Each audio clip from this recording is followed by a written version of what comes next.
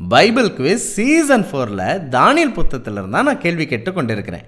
Daniel 4ஆம் அதிகாரத்திலிருந்து 4 முக்கியமான கேள்விகளை நான் கேட்கப் போகின்றேன். முதலாம் கேள்வி, தானியல் 4ஆம் அதிகாரத்தை எழுதினது யார் என்று குறிப்பிடவும். இரண்டாம் கேள்வி, வானளவு வளர்ந்த அந்த விருட்சம் யாரை குறிக்கிறது என்று தானியேல் கூறினார். மூன்றாம் கேள்வி, நேபுகாத்நேச்சார் ராஜா மனம் திரும்புவதற்கு பரலோகத்தின் தேவன் கொடுத்த கிருபையின் கால அளவு எத்தனை மாதங்கள்? நான்காம் கேள்வி, தானியேல் நேபுகாத்நேச்சார் ராஜாவுக்கு கொடுத்த ஆலோசனைகள் என்னென்ன? இந்த 4 கேள்விகளுக்கும் தேடி கண்டுபிடித்து உங்கள் பதில்களை எங்களுடைய வாட்ஸ்அப் எண்ணிற்கு அனுப்பி வையுங்கள்.